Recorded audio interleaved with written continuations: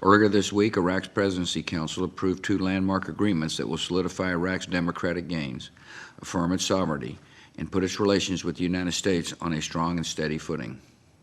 The first agreement that America and Iraq have signed is called a Strategic Framework Agreement. This pact sets out a common vision for U.S.-Iraqi relations in the years ahead. Under this agreement, we will work together to bring greater stability to Iraq and the region. We will promote trade and investment between our nations, and we will support Iraq's leaders and their citizens as they strengthen their democratic institutions. Only a few years ago, such an agreement was unimaginable. Chaos and violence were consuming Iraq.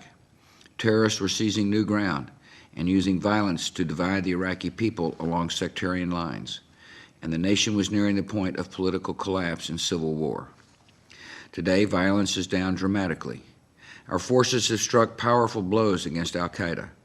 The Iraqi military is growing in capability, taking the lead in the fight against the extremists and working across sectarian lines.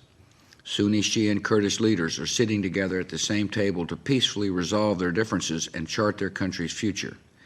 And there is hope in the eyes of young Iraqis for the first time in many years. The second agreement that America and Iraq have signed is a security agreement, known as a Status of Forces Agreement. One of the primary purposes of this agreement is to ensure protection for our troops and Defense Department civilians as the Iraqi government begins to exercise greater sovereignty. Our military commanders have assured me that the agreement's provisions meet this purpose. At the same time, it also respects the authority of the Iraqi government, and it lays out a framework for the withdrawal of American forces in Iraq, a withdrawal that is possible because of the success of the surge. This withdrawal will take place in two stages. The first stage will occur next year when Iraqi forces assume the lead for security operations in all major population centers, while U.S. combat forces move out of Iraqi cities and move into an overwatch role.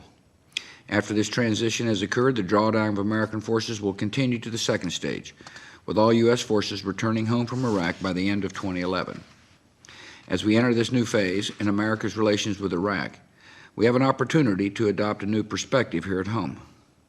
There were legitimate differences of opinion about the initial decision to remove Saddam Hussein and the subsequent conduct of the war.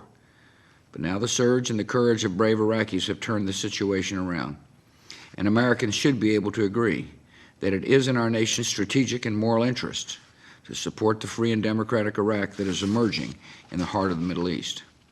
The American people have sacrificed a great deal to reach this moment. The battle in Iraq has required a large amount of time and a large amount of money. Our men and women in uniform have carried out difficult and dangerous missions and endured long separations from friends and family. And thousands of our finest citizens have given their lives to make our country safer and bring us to this new day. The war in Iraq is not yet over, but thanks to these agreements and the courage of our men and women in Iraq, it is decisively on its way to being won.